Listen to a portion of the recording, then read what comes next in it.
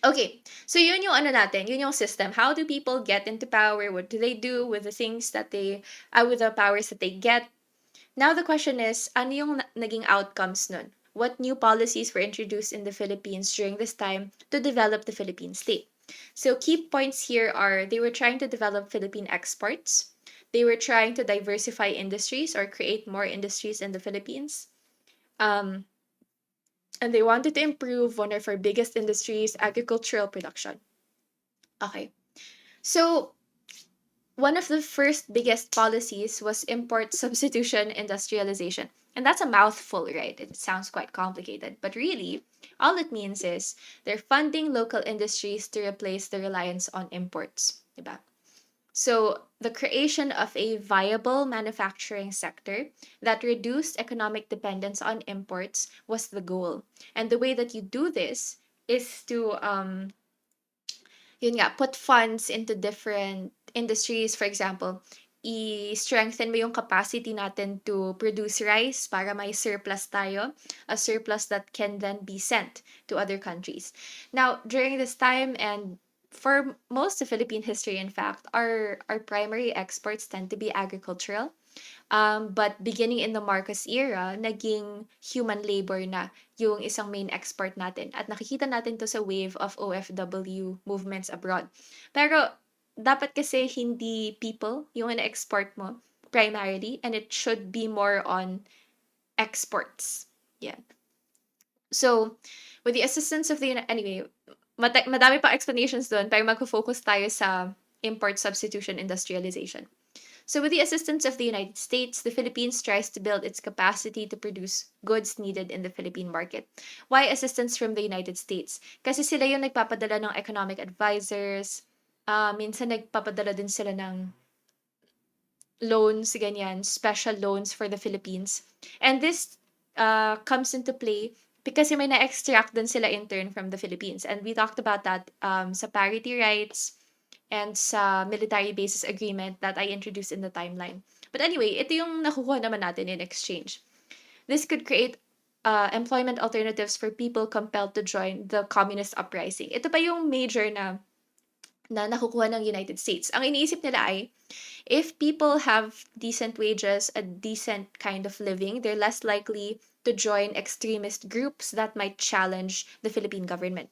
So, oo nga naman, if you think about it, if people had living wages and they were able to support themselves and their families, and they did not go through constant anguish, no, um, supposedly they would get this through national economic development. If you have that, you're less likely to join a movement where you could lose everything kasi illegal sila and they deal in violence.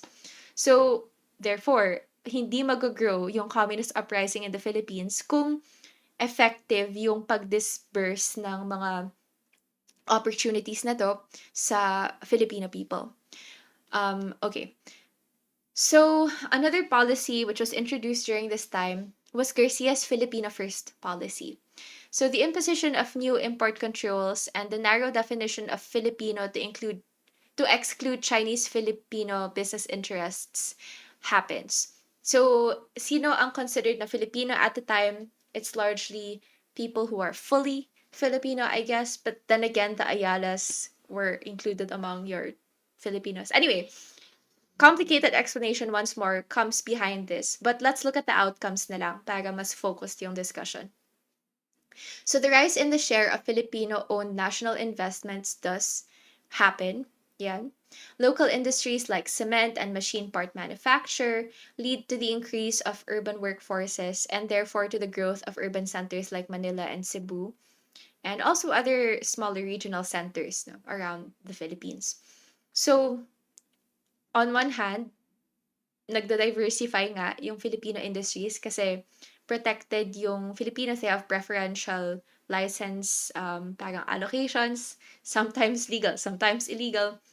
But the thing is, this leads to rising antagonism from Filipino Chinese and Chinese interests. And we have seen in our history, no, that the Filipino Chinese who are here in the Philippines have actually had a very strong economic rule throughout our history, even during the Spanish period. They're not even properly Chinese nationals anymore. They were Filipino Chinese who had been growing their families and their industries here for generations na. So this would be one of the reasons why um, in the next couple of presidencies, there would be a very strong clamor from Chinese Filipino interests to assert na dapat pati sila kasama sa definition of the Filipino business sector. Anyway, so alongside these, no, so national economic strategies also comes the increase of agricultural productivity and issues. So beginning in the time of Marcos na, nagkaroon ng extensive research work into increasing the national rice yield. And this pays off through the UP hosted International Rice Research Institute. Now, is this something that's necessarily a product of the Marcos age? Not really. Yes and no. Yes, kasi yes, kasi Marcos was inclined to use technocrats and yung mga more professional government workers to staff different agencies, but also not necessarily kasi at the time, Marcos actually got elected into power at a good time globally because beginning in the late 60s and 1970s, nagkaroon ng green revolution globally. So there was a particular Indian scientist who was able to unlock a way to increase agricultural productivity through GMOs. Ito yung time na yun 60s, 70s, lumalabas na yung mga GMOs globally. And it was seen as a good thing kasi nga yung mga crops na to were high yielding. They could survive different weather patterns na they could survive the El Nino and La Nina better than older varieties. So, kinuha nila tong mga varieties na to. They introduced them into rural areas of the Philippines. They improved agricultural systems. They increased credit to purchase chemical inputs and allowed the government to purchase crops para masupport yung rural industries ng Filipinos. And this was part of the global green revolution. So, halo-halong halo-halong output ng mga scientists at the time, ng mga developmental planners, and also of the Marcos government because in fairness, it did lend support to that. Pero it wasn't a brilliant idea by the Marcos government. It was simply the situation at the time. Pero of course, this contributed to the image of a popular Marcos regime. But also all throughout the post-war era, makakahanap tayo ng iba't ibang attempts for land reform. So why is land reform important again? Because people in the Philippines tend to revolt and rise up in revolution when they don't have proper access to land which they can then use to support themselves and their families. So big issue yan. Even Marcos had a pretty supposedly comprehensive agrarian reform plan, but ultimately hindi siya nag-succeed kasi madaming mga ways to circumvent yung yung way na finesse nila yung land redistribution law. Cory also had a land redistribution law called the 'di ba, Comprehensive Agrarian Reform Program. Gumawa pa sila ng bagong Department of the Philippines para doon. Pero post-martial law era na yun. Basta, may sustained and very difficult challenge yung Philippines to try to redistribute land ownership.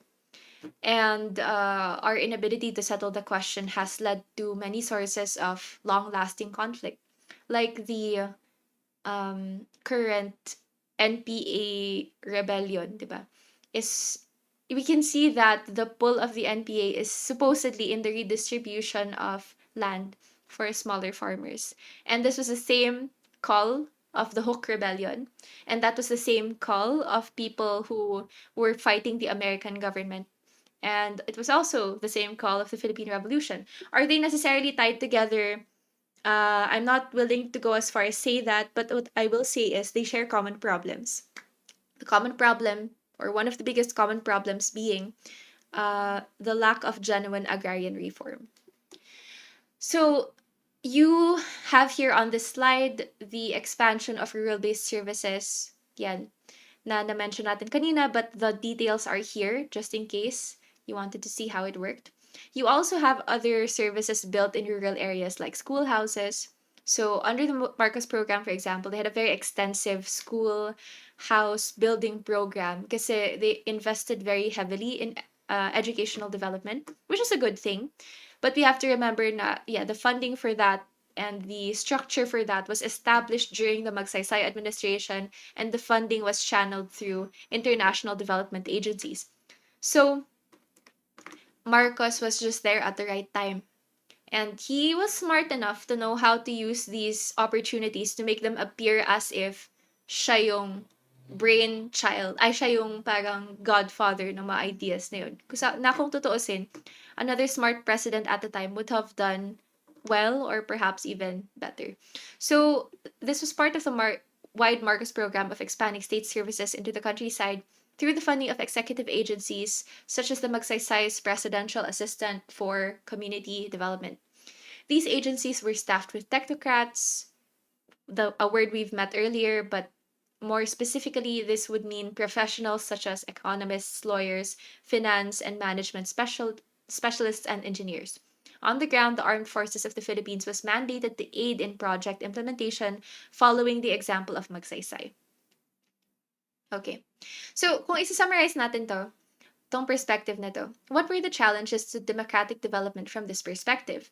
Una-una, the need to build government functions and services following World War II. So how do you do this in the context of the new era of independent nation states? And we tried to answer that a little bit by looking at the ways different policies tried to grow and protect the Philippine economy.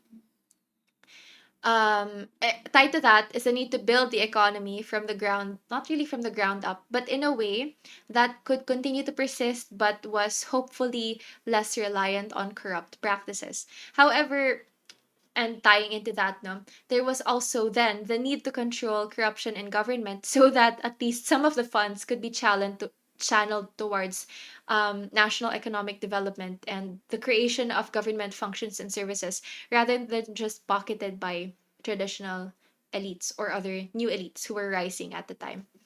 So, ayun, that's the first perspective that we tackled here.